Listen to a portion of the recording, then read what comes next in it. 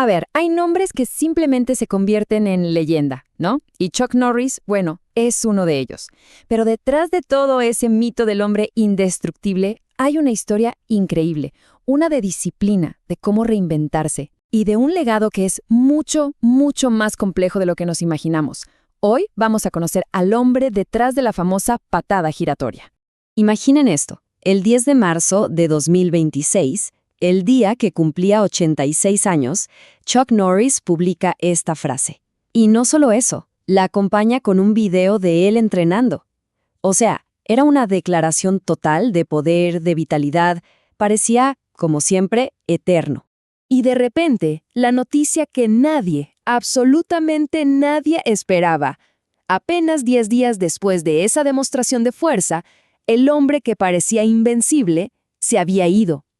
Es justo ese contraste tan impactante entre el mito y la realidad lo que vamos a desentrañar hoy. Para poder entender bien su legado, tenemos que empezar por el final. Su muerte fue algo que de verdad tomó al mundo por sorpresa, porque, vamos, en la mente de todos, el ícono inmortal simplemente no podía caer. Murió un jueves, el 19 de marzo, allá en Hawái, a los 86 años. Pero más allá de los datos fríos, lo que dijo su familia nos muestra las dos caras de su vida. Para el mundo, era este símbolo de fuerza, pero para ellos, para su círculo íntimo, era el corazón de su hogar. Y esa dualidad es clave para entender quién era. Pero, a ver, ¿cómo se construye un ícono así? Todo empezó mucho, mucho antes de Hollywood.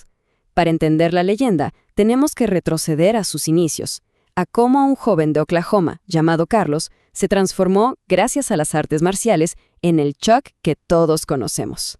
El momento que le cambió la vida fue en Corea del Sur. Tenía 18 años, estaba en la Fuerza Aérea, y ahí el joven Carlos Norris descubrió las artes marciales. Y ojo, no fue un simple pasatiempo, fue la estructura, la identidad que lo iba a definir para siempre. Lo llevó en un ascensor rapidísimo hasta ganar 6 campeonatos mundiales. 6. Claro, con esa reputación ya forjada en el dojo y 6 campeonatos mundiales bajo el brazo, el siguiente paso era casi inevitable. Hollywood tocó a su puerta y Chuck Norris estaba más que listo para convertirse en el nuevo gran héroe de acción. Y su gran debut fue, nada menos que como el villano contra el legendario Bruce Lee.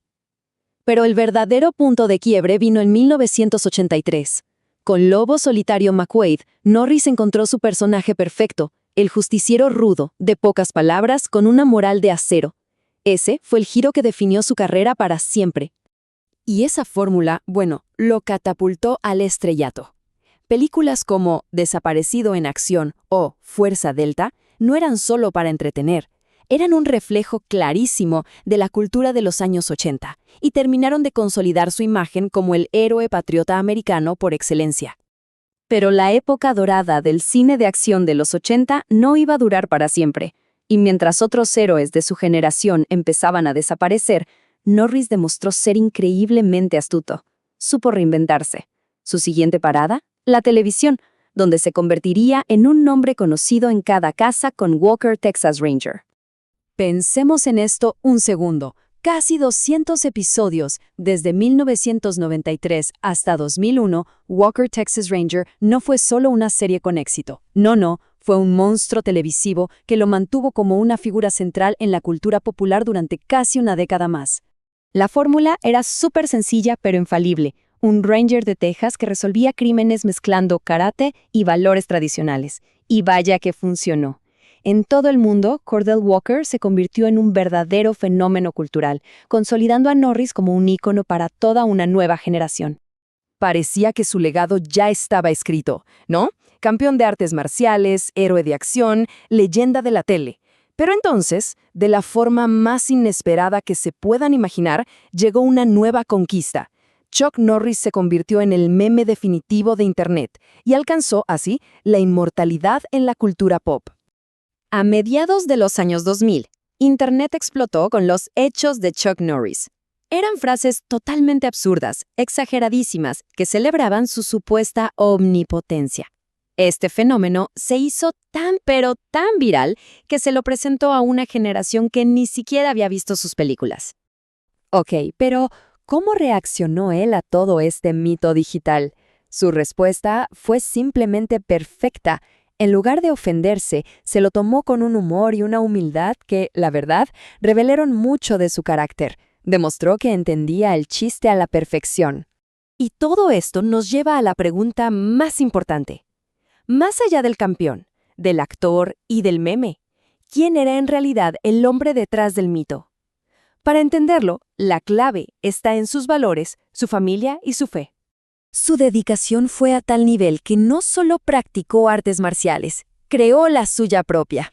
El Chungkuk-do, que significa el camino universal, no es solo una técnica de combate, es la suma de toda su filosofía de vida, un sistema que une el cuerpo y la mente. Y el corazón de esa filosofía está aquí, en su código de honor. Y fíjense qué interesante, no se centra en la pelea, sino en el potencial personal, en la familia, en la bondad. Estos no eran solo principios para el gimnasio, eran el mapa con el que guió toda su vida. Fuera del dojo y de los sets de filmación, también fue autor y una figura política abiertamente conservadora, pero por encima de todo, fue un hombre de familia. Su decisión de pasar sus últimos años en Hawái, lejos de las cámaras, rodeado de los suyos, nos deja muy claro cuál fue siempre su verdadera prioridad.